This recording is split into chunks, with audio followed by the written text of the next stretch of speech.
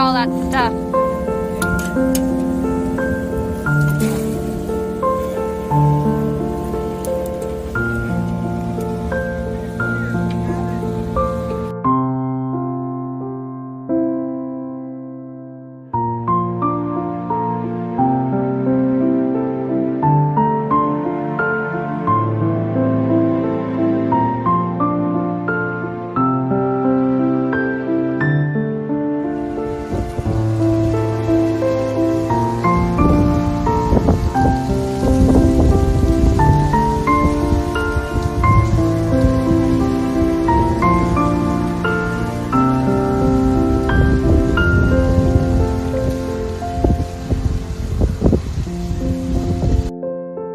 One man's trash is another man's treasure, or food supply. When it rains, trash gets washed into our storm drains, which don't get filtered. They go directly into our streams and our harbor.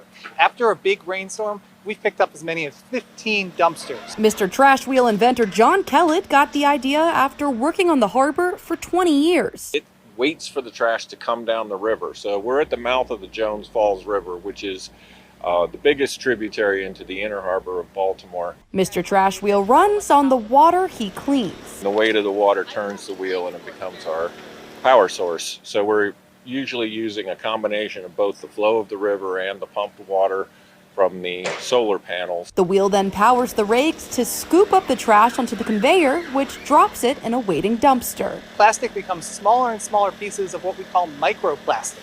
And then that gets consumed by animals, it gets consumed by fish, and then we eat those fish, we eat those crabs. It becomes part of our food chain. Mr. Trash Wheel has gained a cult following with 23,000 followers on Instagram, and his popularity helped lead to a ban on plastic bags throughout the city of Baltimore, starting October 1st. And so Mr. Trash Wheel and his followers were part of that push for that legislation.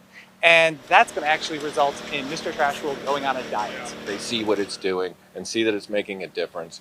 And then they come to understand that they're part of the solution as well. And what does that solution look like? A trash-free harbor. Our goal is to put Mr. Trash Wheel out of business. In Baltimore, for AccuWeather, I'm Sarah Gizriel.